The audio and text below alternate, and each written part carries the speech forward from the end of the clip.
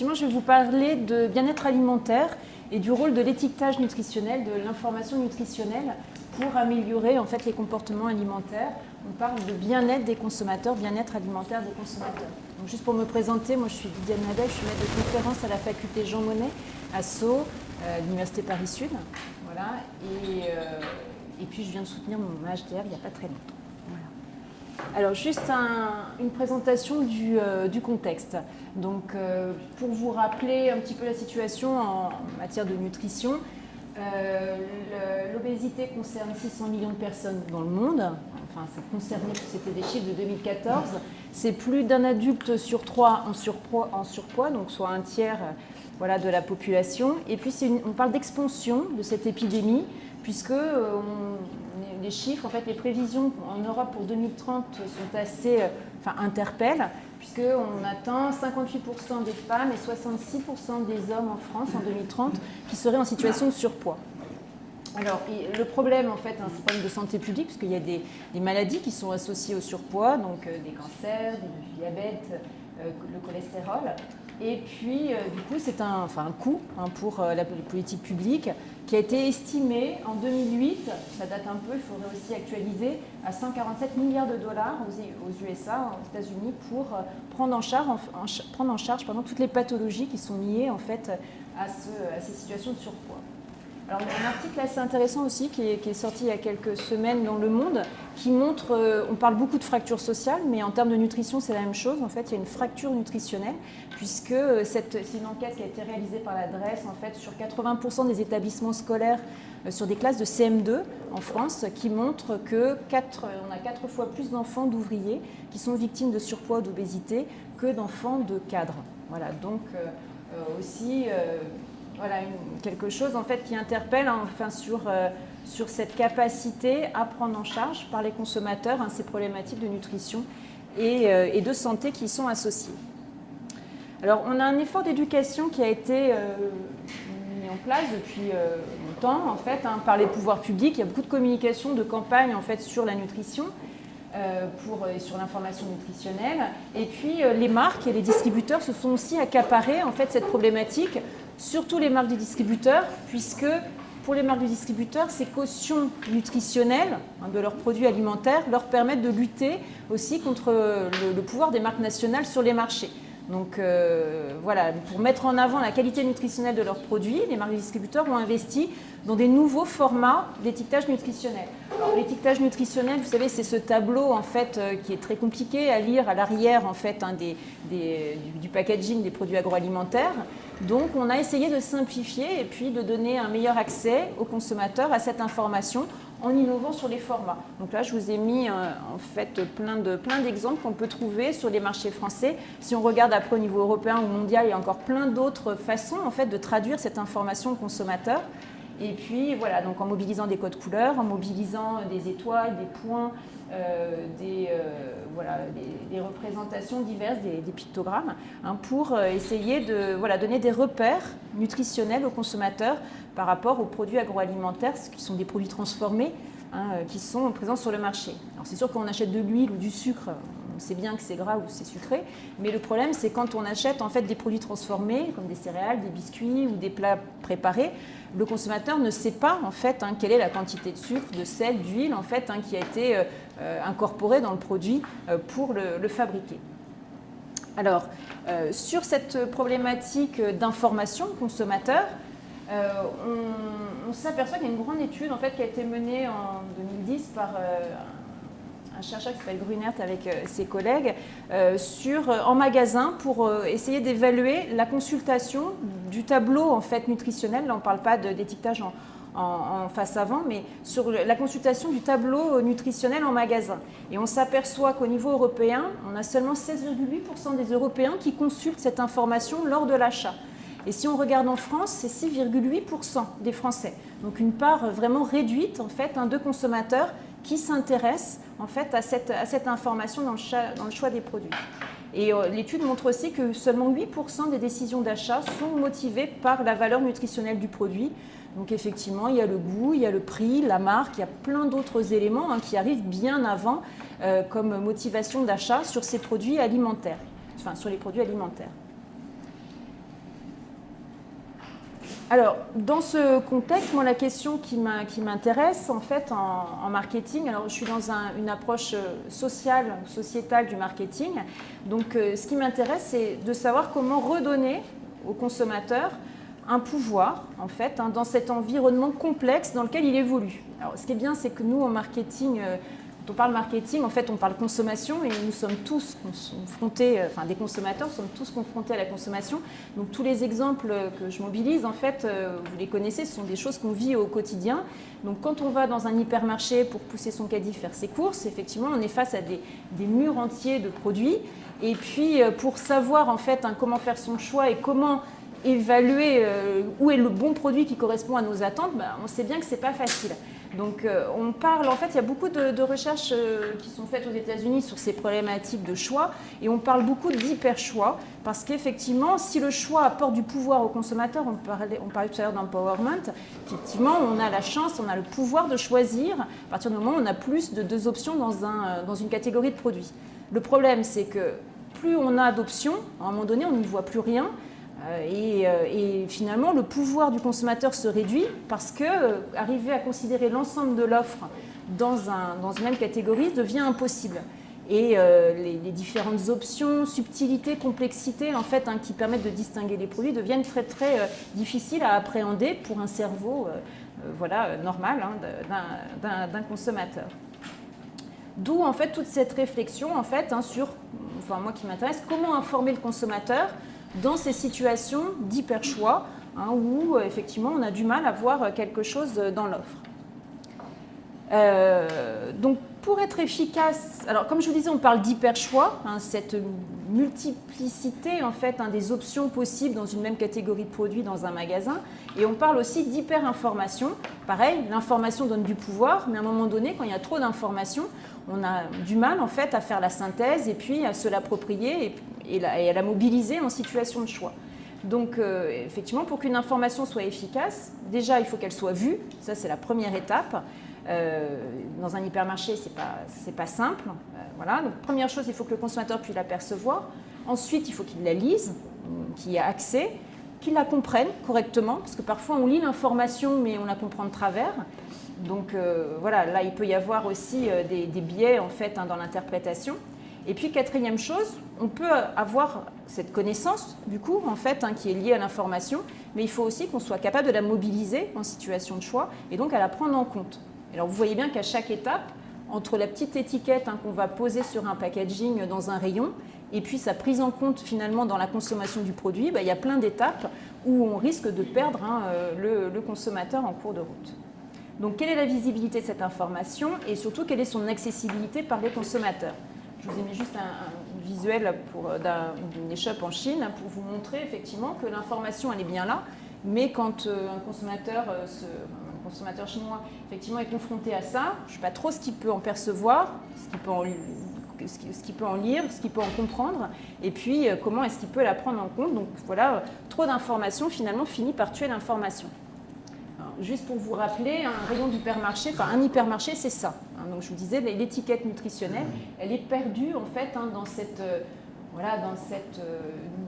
ce nuage en fait de couleurs, de formes, d'informations en fait qui arrivent au consommateur. Donc ça, voilà ce que je vous disais. Moi, l'axe de recherche que j'ai choisi pour mes recherches, c'est dans un ancrage sociétal. Comment améliorer les comportements alimentaires avec l'étiquetage nutritionnel des produits agroalimentaires. Avec tout ce parcours, ce processus que je vous ai rapidement décrit, comment est-ce qu'on peut, en mobilisant une étiquette, arriver à transformer les comportements alimentaires, parce que l'idée c'est de faire en sorte que les gens mangent mieux, et comme je vous rappelais, de lutter contre les problématiques de surpoids. Alors il y a plein de recherches qui ont été menées sur le sujet de l'étiquetage nutritionnel, à la fois donc, en marketing, en économie, en médecine, en nutrition, etc. Donc on est face en fait à une littérature très très dense en fait sur le sujet. Et donc du coup, si on veut faire la synthèse de tout ça, qu'est-ce que moi je comprends en fait de cette littérature? Ce qu'on voit, c'est que l'étiquetage nutritionnel en fait, il concerne finalement qu'une élite nutritionnelle. Ce qu'on appelle une élite, en fait, finalement, les gens qui lisent l'étiquetage nutritionnel, cette partie réduite de la population, sont des experts. Donc soit des gens qui ont déjà une pathologie, une allergie ou une maladie, qui sont obligés en fait pour leur propre survie en fait d'éplucher l'étiquetage pour être sûr de ne pas être confrontés par exemple à un allergène. Donc ce sont en fait des gens qui, ou alors des gens qui suivent un régime aussi pour mincir, pour pas prendre de poids. Ce sont aussi les sportifs qui cherchent en fait dans l'étiquetage nutritionnel, dans l'information nutritionnelle, une information qui va leur permettre en fait d'être performants en fait dans leur sport. Voilà, en fait, il y a plusieurs catégories de la population en fait qui se distinguent et qui deviennent effectivement experts en nutrition parce qu'il y a une motivation, en fait, un but propre qui est poursuivi en fait dans leur alimentation. Et ça concerne une part réduite de la population. Et puis ce qu'on sait aussi, c'est que plus les formats sont simplifiés, plus ils sont efficaces parce qu'ils vont être plus facilement accessibles par le consommateur. Alors simplifier comment? Il y a plein de façons, comme je vous montrais tout à l'heure, de le simplifier. Donc c'est là où, en fait, où tous les articles discutent sur le rôle en fait, des différents formats plus ou moins interprétatifs qui vont être proposés aux consommateurs. Mais globalement, on s'aperçoit que les formats interprétatifs qui font une synthèse en fait, de cette information nutritionnelle sont plus efficaces que les formats en fait, qui décrivent la qualité nutritionnelle du produit où ça sera plus complexe. Mais en même temps, le consommateur a besoin d'une certaine complexité dans cette information nutritionnelle parce que, contrairement au tabac, on sait très bien que le tabac c'est mauvais pour la santé, quelles que soient les quantités consommées. En gros, il ne faut pas fumer. Voilà. Pour l'alimentation, c'est beaucoup plus compliqué. On ne peut pas dire aux gens qu'il ne faut pas manger. Donc on a besoin effectivement de se nourrir, mais il y a toute cette complexité nutritionnelle qui est dans le discours en fait, qui doit être transcrite sur l'alimentation de façon à pouvoir en fait gérer correctement ces choix. Voilà. Et on s'aperçoit aussi que les consommateurs ont tendance à se focaliser sur les attributs négatifs, le gras, le sucre par exemple, et à ignorer davantage en fait, les éléments positifs qu'on peut trouver dans l'étiquette. Alors il y a tout un autre pan de littérature qui s'est aussi intéressé en fait, aux biais, aux effets de halo qui viennent biaiser en fait, les décisions de consommation des individus. Et notamment, on sait très bien que les allégations nutritionnelles qui peuvent être posées sur certains produits peuvent conduire en fait à des raccourcis chez les consommateurs qui vont se dire « Ah bah tiens, il n'y a pas assez allégé par exemple en graisse ou en sucre, tel ou tel produit, bah, c'est bien, je peux en manger plus. » Et donc en fait, on va avoir des effets de biais en fait, liés à cette information sur les quantités consommées par les consommateurs. Donc, et ça, c'est vraiment aussi très important à prendre en compte parce qu'au-delà de la qualité de l'aliment, ce qui va vraiment être important, c'est la quantité consommée. Donc on sait bien que le Nutella, par exemple, voilà, c'est pas terrible sur le plan nutritionnel, mais après tout dépend de la qualité, en fait, de la quantité dans lesquelles on consomme. Et donc c'est tout cet apprentissage qui va être intéressant en fait, à prendre en compte dans les recherches et justement à voir en fait, quel est l'impact sur les quantités consommées. Alors il y a un centre de recherche aux États-Unis qui est piloté par Brian Van Sink, qui s'amuse en fait, puisque c'est des psychologues alimentaires principalement. En fait, ils s'amusent dans leur restaurant virtuel, enfin pas virtuel, pardon, réel, mais expérimental, voilà. Ils s'amusent en fait à manipuler la couleur des aliments, la taille, la forme, la présentation, etc. Et on voit bien que tous les éléments de l'environnement dans lequel on évolue pour notre alimentation perturbent et en tout cas influencent les décisions alimentaires. Et donc, juste une question d'éclaircissement. Est-ce que dans ces centres, on applique les techniques de neuromarketing, on regarde les gens du cerveau qui s'activent, ou est-ce qu'on fait par exemple de l'ice tracking pour voir où l'attention se focalise? Et est-ce qu'il y a des manipulations des lobbies à l'égard des étiquettes?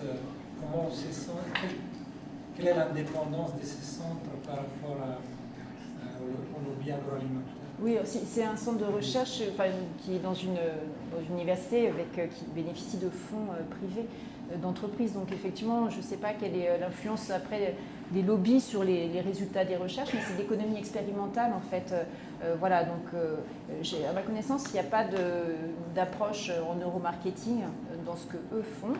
Mais l'idée, c'est vraiment de manipuler quelques variables de l'environnement pour voir en fait comment ça agit ensuite sur les décisions alimentaires. Et on voit bien que les décisions alimentaires, bon, alors là ce qu'on cherche à voir, c'est le rôle de l'étiquette, mais on voit bien que parmi le rôle de l'étiquette, il y a une multitude de facteurs qui rentrent en compte dans ces décisions alimentaires qui sont difficiles en fait à contrôler et à prendre en compte. Voilà, alors les effets de taille, les effets de forme, etc. Et puis on a aussi une association forte en fait entre le plaisir gustatif et la qualité nutritionnelle. En gros, on a l'impression que quand la qualité nutritionnelle est forte, le produit n'est pas bon au niveau du goût. Et par contre, voilà, que quand le produit va être bien sucré, bien gras, effectivement, ce sera meilleur. Et puis tous les effets aussi de contexte social et culturel qui ont été bien aussi utilisés et mobilisés. Étudié par les anthropologues, notamment Claude Fischler, en fait, qui est un peu la référence dans le domaine. Alors, pour passer rapidement, voilà, juste, moi j'ai publié 4 articles en fait, sur le sujet de l'étiquetage nutritionnel ces dernières années. Et je voulais vous parler surtout du dernier article en fait, qui est paru dans la revue Recherche et application en marketing, qui est en fait un agenda de recherche, un cadre intégrateur, une revue littérature avec un cadre intégrateur en fait, des effets de l'étiquetage sur le comportement du consommateur, duquel en fait découle un agenda de recherche voilà, que je vais vous présenter tout de suite. Alors, donc ça, voilà, c'est le cadre intégrateur en fait, qui découle de la revue littérature que j'ai faite pour la revue Recherche et application en marketing. Alors, on va le décomposer en morceaux, en fait, ce modèle sera plus simple. Là, c'était pour vous donner une vision globale. Moi, ce qui m'intéresse, en fait, c'était la case déjà complètement à droite, c'était de comprendre, en fait, quel était l'étiquetage, comme je vous disais, sur ce qu'on appelle le bien-être alimentaire. Au-delà de la santé, en fait, des consommateurs, c'est vrai que dans la culture anglo-saxonne, en fait, on associe beaucoup le côté, on a une vision très médicale finalement de l'alimentation.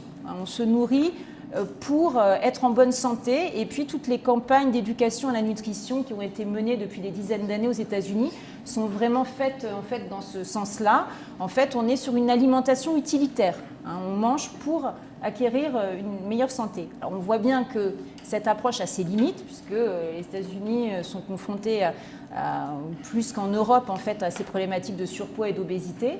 Alors qu'en Europe, alors ça c'est vraiment tous les travaux de Fischler, on voit bien qu'en Europe finalement on a une approche culturelle et sociale beaucoup plus forte de l'alimentation et on est beaucoup moins en fait dans cette vision utilitariste en fait de l'alimentation et on est plutôt sur une approche sociétale plutôt de bien-être autour de l'alimentation. Donc il y a des chercheurs américains qui ont travaillé là-dessus sur cette notion de bien-être alimentaire et qui la définissent en fait comme la relation psychologique, émotionnelle, physique à l'alimentation. Et donc c'est ça qu'on cherche finalement à améliorer pour donner du pouvoir au consommateur.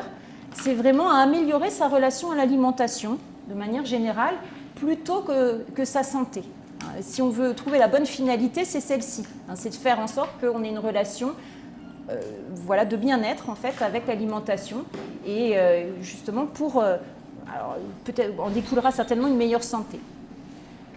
Donc ce bien-être alimentaire dépend de la qualité nutritionnelle des décisions alimentaires qui sont faites. Et comme je vous disais, la qualité nutritionnelle d'une décision alimentaire, elle dépend de 2 choses. Elle dépend de la qualité de l'aliment et de la quantité dans laquelle on le consomme. Donc c'est ce qu'on retrouve en fait dans ces variables à droite. Donc le choix de la marque, le choix du produit, et puis ensuite les biais décisionnels qui vont en découler, donc les quantités en fait dans lesquelles on va le consommer. Alors tout ça, si on veut effectivement comprendre en fait quel est le rôle de l'étiquetage, c'est ce que je vous disais tout à l'heure, il faut comprendre en fait comment l'information est moulinée, on va dire, dans la tête du consommateur et comment depuis la perception jusqu'à l'évaluation du produit, cette information va être ou non utilisée, avec quelle déperdition. Donc ça, c'est des points aussi qui ont été déjà traités, notamment dans les approches de la Transformative Consumer Research, où on cherche en fait à comprendre comment en fait cette information est traitée et comment est-ce qu'elle va transformer ensuite le comportement alimentaire jusqu'au bien-être. Alors si on veut remonter ensuite ce modèle, ce qui m'intéressait, une fois qu'on a compris la finalité et puis tous les obstacles qui nous amènent à cette finalité, c'était de voir quels étaient les leviers en amont sur lesquels les politiques publiques allaient pouvoir s'appuyer pour justement mettre en place des étiquetages qui soient le plus efficaces possible. Alors j'ai mobilisé d'autres travaux, ceux de Michi et ses collègues sont des psychologues, en fait, qui eux ont travaillé sur les effets des politiques publiques, les interventions en santé publique pour transformer, pour changer les comportements des consommateurs en général, des individus. Ils ont notamment travaillé sur tout ce qui est intervention en santé publique pour réduire le tabagisme. Voilà. Et donc du coup, par exemple, pour faire en sorte que les gens fument moins, ou faire en sorte qu'ils transforment leur comportement et qu'ils arrêtent de fumer, eh bien, on s'aperçoit qu'il faut qu'il y ait 3 conditions qui soient réunies. La première chose, c'est qu'il faut qu'ils soient motivés. Donc, il faut trouver un but qui va leur permettre en fait, de tendre vers ce nouveau comportement. Donc pour arrêter de fumer, voilà, il faut que les personnes trouvent la motivation. Est-ce que c'est une motivation santé? Est-ce que c'est une motivation faire plus de sport, etc. Il faut trouver en fait quelle est la motivation qui va parler à l'individu. Ensuite, deuxième condition, il faut que cette personne en ait la capacité. Donc les armes en fait, qui vont l'aider en fait à accomplir à atteindre cet objectif. Donc par exemple sur le tabac, eh bien, le fait de pouvoir accéder par exemple à des patchs de nicotine ou à des traitements pour pallier en fait aux effets de la nicotine pendant le sevrage, ça ce sont des choses qui vont accentuer la capacité de l'individu à justement arrêter et à modifier son comportement. Et le troisième élément qui est vraiment important, qui est aussi très important en termes de nutrition, c'est l'opportunité de l'environnement dans lequel l'individu évolue. Alors ça, c'est toutes les approches en fait paternalistes qui en économie en fait, qui effectivement montrent que tous les éléments du contexte en fait sont très importants pour justement aider les consommateurs à modifier leur comportement. Et donc notamment en termes de tabac, pour le tabagisme, voilà, proposer aux consommateurs des zones non fumeurs, par exemple dans les restaurants, ou des espaces publics sans tabac. Tout ce travail sur l'environnement aide le consommateur, l'individu, à transformer en fait son comportement. Pour l'étiquetage nutritionnel, c'est exactement la même chose. Finalement, si on veut que les consommateurs lisent davantage l'étiquetage nutritionnel, déjà il faut les motiver à lire cette information, il faut leur en donner la capacité. Plus l'information sera petite, cachée à l'arrière du packaging et puis noyée dans une multitude d'informations, moins ils auront la capacité d'y accéder. Et puis il y a tout l'environnement commercial et marketing dans lequel évoluent les consommateurs qui vont être aussi et qui va être vraiment très important pour justement lui donner cette opportunité de changer de comportement et d'accéder en fait à cette information. Voilà, et donc en jouant en fait sur ces 3 leviers, finalement en fait j'ai décliné 3 axes de recherche dans un agenda de recherche, donc qui me paraissent en fait qui paraissent pertinents au regard en fait des enjeux et puis du processus que j'ai décrit. Donc la première chose, c'est de réfléchir, de mener des recherches sur les buts alimentaires que l'individu poursuit et puis qui vont le motiver à prendre en compte l'information nutritionnelle. On a besoin d'avoir de l'information, des connaissances en fait sur les motivations à lire l'étiquetage nutritionnel. La deuxième question, c'est au regard de sa socialisation à l'alimentation, de sa littératie en matière de nutrition, l'individu a-t-il la capacité, en anglais on parle de capability, donc on parle en français aussi de capacité à lire en fait l'étiquetage qui va au-delà des connaissances, qui est vraiment une mise en action de compétences pour lire en fait, pour comprendre et mobiliser en fait cette information nutritionnelle dans les décisions alimentaires. Et puis le troisième axe de recherche qui est aussi très important, c'est celui de l'opportunité du contexte de consommation sur lequel il est impératif aussi de jouer, et les pouvoirs publics en ont aussi la possibilité, pour justement permettre aux consommateurs d'accéder beaucoup plus facilement et de façon plus simple à cette action, à cette information. Alors c'est vrai qu'il y a eu un gros débat ces derniers mois sur le Nutri-Score au travers de la loi santé, ce logo nutritionnel placé en face avant qui a été adopté finalement par Marisol Touraine et qui pourra être apposé de manière facultative par les marques en fait sur leurs produits. Mais là, on est vraiment sur des facteurs de contexte qui peuvent favoriser cet accès à l'information par les consommateurs en étant simplifié, en étant une traduction plus simple, et puis qui peuvent aussi le motiver finalement à s'intéresser à cette question de la nutrition. Et donc rentrer aussi, favoriser la motivation. Voilà. Et donc juste pour finir, en fait, on travaille sur un projet de recherche qui est financé cette année par la MSH avec des collègues de la faculté Jean Monnet, donc Florence Durieux, Nathalie Guichard et Valérie Aymar, et avec un collègue de l'INRA, Stéphane Marette, économiste. Et donc, on travaille sur cette question en fait, de la capacité des consommateurs à lire l'étiquetage nutritionnel. On s'intéresse en fait aux populations vulnérables, ce qu'on appelle en marketing les consommateurs pauvres, pour voir justement en fait, si le Nutri-Score et les nouveaux étiquetages qui sont proposés permettent aux consommateurs qui sont en situation de vulnérabilité économique de pouvoir accéder à cette information. Et donc dans cette recherche, il y a aussi un volet en fait, sur la socialisation des enfants et des adolescents à ces questions de la nutrition au travers de l'étiquetage. Voilà. Un très grand merci, Liliane. Donc, juste une petite information pour faire comprendre que ce qu'on cherche à faire est structurer une communauté, mais aussi penser l'articulation avec les projets existants. Il y a notamment un IRS qui s'appelle NutriPerso, qui est très important, qui a été acté, et qui porte sur les questions nutrition. Donc, c'est un IRS qui rentre parfaitement dans les cadres de l'Axe 4, qui a un mot-clé aussi, alimentation et santé.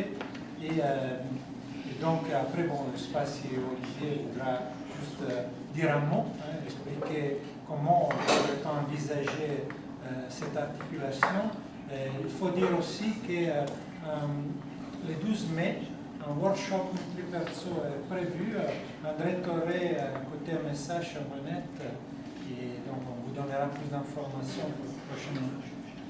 Donc on peut ouvrir maintenant les débats sur les questions présentées par Liliane.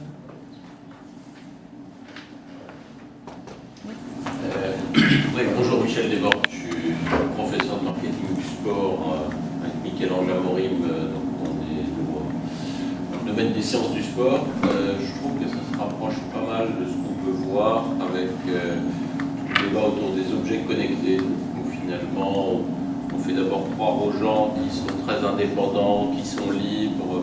Chez nous, le domaine de la pratique sportive se fait de plus en plus de manière libre, de moins en moins dans les clubs, mais en même temps on fournit aux gens une espèce de coach qui est l'objet connecté, qui s'attache à eux et qui finalement est cette espèce de fil à la patte. On a un peu ce sentiment-là, c'est à la fois légal, parce que là je pense qu'on est dans le légal, et en même temps on veut essayer de rassurer.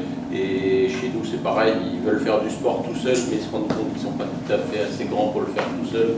On va leur mettre cette espèce de pseudo-coach qui va les rassurer. Je trouve qu'il y a un effet assez similaire, et ça touche finalement aussi à la santé, c'est probablement pas un hasard.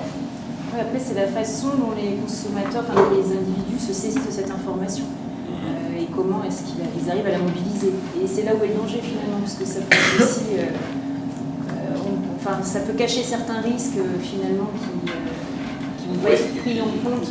Oui, il y a les mêmes logiques de compréhension, c'est-à-dire que là, j'ai tant et tant de pourcents de lipides, est-ce que c'est bien ou pas bien? Et chez nous, c'est court à 160 pulsations pendant 10 minutes, c'est bien, c'est pas bien.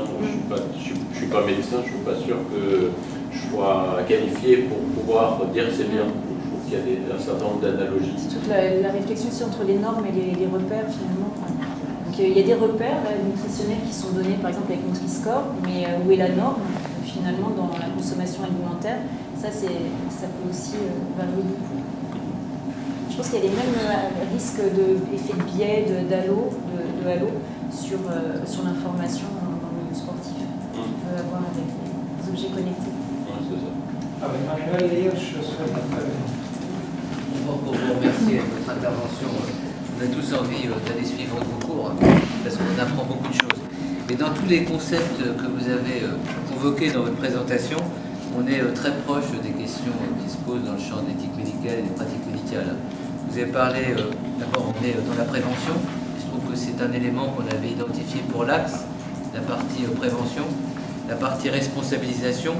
Mais dans les points importants, vous avez parlé de motivation, capacité, etc.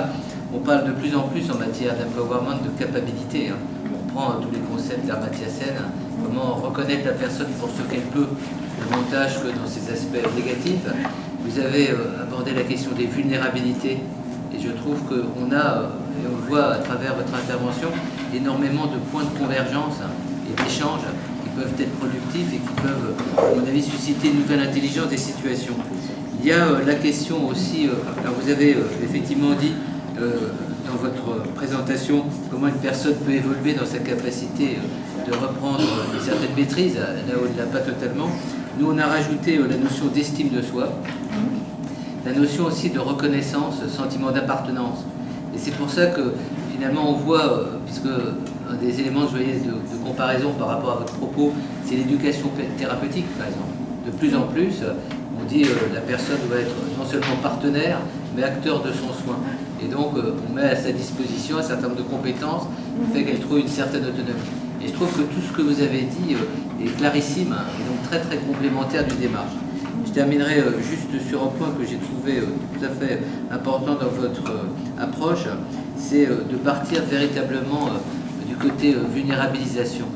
C'est-à-dire, on a vu tout le débat avec Marisol Touraine sur l'étiquetage, avec les lobbies qui sont exprimés, quel type d'étiquetage, est-ce qu'on doit être prescriptif, est-ce qu'on doit être, j'allais dire aussi, dans une forme de normativité en créant des peurs, c'est-à-dire, c'est vrai que derrière tout ça, il y a aussi le plaisir. Il y a le plaisir du bien-être. C'est pour ça que votre concept de bien-être, à mon avis, il est très très précieux et on devrait le travailler. Je trouve que l'art médical, ça devrait être une visée du bien-être. Vous avez dit le bien-être. Et donc, je termine pour dire que je pense qu'on doit être attentif à tout l'environnement dans lequel on se situe. Et le grand danger aujourd'hui, c'est quand même le côté normatif et prescriptif.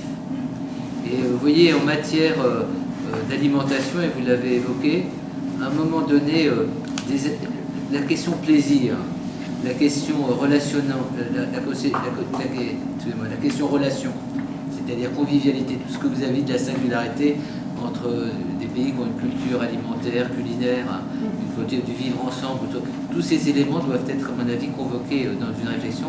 Pour conclure, je dirais vraiment qu'on a des tas de choses à partager, à s'éclairer mutuellement par rapport à tout ça. D'accord, merci. Oui, merci aussi. C'était juste pour se poser avec Eric le fait de se concentrer sur l'étiquetage. C'est donc un moyen physique, ça veut dire papier direct. Alors d'abord, quand on fait les courses, on ne peut pas t'en dire, hein, pas de pense. Et puis ensuite, quand on mange non plus. Hein. Mais quand on est devant l'ordinateur, là, on prend du temps. Là, donc je me demandais s'il n'y avait pas une autre information, si en faisant l'étude sur l'étiquetage simplement, on ne ratait pas en fait toute une voie d'information que les gens utilisent peut-être aussi. Oui, qui est certainement complémentaire. Mais moi, ce qui m'intéresse dans l'étiquetage, c'est vraiment l'environnement en fait, de consommation. Comme je disais au départ, tout cet environnement d'hyper-choix, d'hyper-information, finalement, de voir en fait comment est-ce que dans un univers aussi complexe, cette information est mobilisée ou pas par le consommateur. Et comment est-ce que ça va l'inciter peut-être à aller juste sur son ordinateur pour trouver d'autres informations et de s'intéresser en fait à cette question. Problématique, c'est pas pour les gens qui cuisinent, qui font leur marché, qui achètent des matières brutes. C'est, comme je disais, ou quand on achète du sucre ou de l'huile, on sait ce qu'il y a dedans. C'est vraiment quand on achète des produits transformés et qu'on est face en fait à une complexité parce qu'on ne sait pas ce qu'il y a dans le produit et on est face à une information qui est très très large. Donc c'est pour ça que je reviens, si tu veux, au pack, en fait, au packaging et à l'étiquette, en fait, qui permet de communiquer au travers de cette. Il y a une question fondamentale. Je répondis sur la question de perso. Parce qu'apparemment, mais je parle sous le contrôle d'Olivier, il y a quand même un échec des modalités d'information, de communication, en ce qui concerne la nutrition. Et alors, pour être plus explicite, l'idée est que les catégories sociales défavorisées, pas seulement sont moins informées, mais elles utilisent moins l'information. Et donc cela pose aussi des questions d'inégalité sociale. Maintenant, NutriPerso, donc c'est un projet de recherche, souhaite avoir un autre angle d'attaque. Peut-être je vais dire un mot, Olivier, sur juste les choses que tu as dit hier au CS de l'IRA. Donc là, par rapport à la notion de vulnérabilité, c'est vrai que le Nutri-Score, il a été choisi aussi parce qu'il était le plus efficace pour toucher les personnes vulnérables.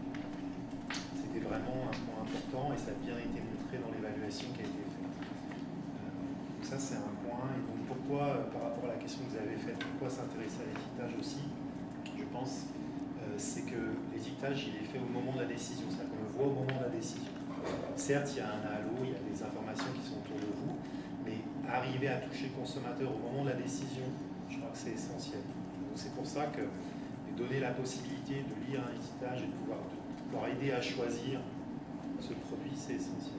Donc ensuite, toujours dans cette notion de vulnérabilité et cette idée de se dire les campagnes d'information ne touchent pas ou difficiles, sont peu efficaces pour arriver à changer les comportements des personnes vulnérables qui n'ont pas ces informations. L'idée qu'on a, c'est peut-être se dire, parce que le changement, le coût au changement est trop fort. Si je veux être caricatural, on me dit faut manger des fruits et légumes, mais cette personne ne souhaite pas manger des fruits et légumes. Elle préfère peut-être regarder sa pizza et se dire peut-être je vais aller vers une pizza qui a un peu une meilleure qualité nutritionnelle. Ou autre chose. Et donc là, l'objectif de NutriPerso, c'est de préconiser, c'est de pouvoir identifier des personnes à risque de santé et par rapport à ces risques de santé, faire des recommandations personnalisées à un moindre coût alimentaire, de changement alimentaire.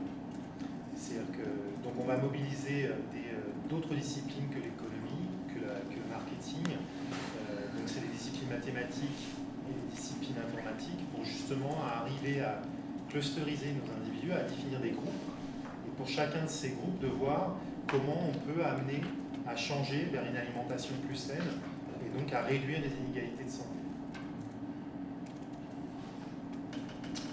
Et vous avez peut-être des questions. C'est peut-être un peu brutal. Alors j'ai une question pour relever un peu dans l'axe du droit. Je voulais savoir, vous ne pensez pas peut-être que la communication des pubs qui influence cette prise de conscience de l'apport de l'étiquetage, parce qu'au fait on est inondé par un nombre important de publicités, vous ne pensez pas que peut-être il faut un peu reformuler la loi, voir au niveau comme on interdit les pubs sur les tabacs, les pubs sur l'alcool, peut-être interdire aussi des pubs sur des produits qui sont néfastes entre guillemets d'un point de vue médical sur la santé, et comme ça peut déjà on va dire éliminer quelques stimulus pour l'achat impulsif entre guillemets, et favoriser l'achat un peu plus réfléchi par rapport à cet étiquetage. Après, il y a deux leviers en fait. C'est vrai qu'il y a le levier juridique, l'interdiction, qui protège le consommateur. Là, l'étiquetage, en fait, l'idée c'est de rendre le pouvoir au consommateur. On est toujours sur l'empowerment, et que lui, en fait, de son propre chef, puisse faire le tri entre la bonne information, la mauvaise information, disons, commerciale orientée, et puis l'information qui va être davantage soucieuse de son intérêt, de l'intérêt général. Mais effectivement, vous avez raison, je pense qu'il faut jouer peut-être sur les deux. Il y a la fiscalité aussi, dont on a beaucoup parlé, sur les produits sucrés, sur les sodas. Il y a également pas uniquement la vulnérabilité en termes social, monétaire du terme, mais aussi en termes d'âge, comme monsieur l'a dit, l'estime de soi, l'effet d'appartenance, c'est à partir d'un certain âge. Et là, quand on est dans le processus d'achat, ça peut être de l'âge ado à l'âge adulte, évoluer, et donc du coup, les perceptions des choses ne sont pas complètement... Oui, tout à fait. La vulnérabilité voilà. est très différente. Merci. Je m'interroge comme politique là. Parce que quand vous regardez par exemple les cancers ORL, c'est une catégorie bien particulière de personnes. Et si une personne n'a plus d'estime d'elle-même, n'a plus de souci d'elle-même, on le voit dans la prévention, y compris pour les MST. C'est-à-dire, ça pose véritablement les questions d'appartenance sociale, de reconnaissance sociale. Et c'est pour ça que je pense que votre approche, elle est tout à fait importante, mais les causalités, c'est-à-dire l'étiologie de tout ça, c'est quand même aussi un certain type d'absence de sentiment d'appartenance de personnes à notre société.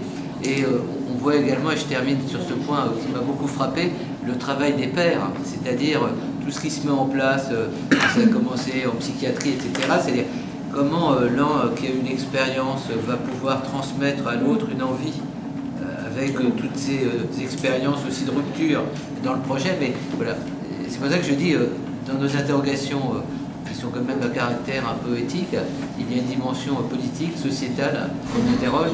C'est pour ça que les SHS doivent être sollicités également en sciences politiques, en fait, je veux dire pas uniquement en droit, philosophie, et tout doit être associé, j'allais dire, à cette préoccupation. Oui. Dernière intervention avec Est-ce qu'on a des informations, des études consommateurs de grande ampleur, ou quand on fait des tests sur l'étiquetage, en dehors du nombre de calories, est-ce qu'il y a un degré de compréhension à peu près satisfaisant sur le reste? Ou est-ce que c'est vraiment limité à, bon, il y a beaucoup de calories, l'autre on a moins, je vais prendre ça? Parce qu'après, ils sont capables de rentrer dans des choses plus subtiles en matière de qualité de l'information.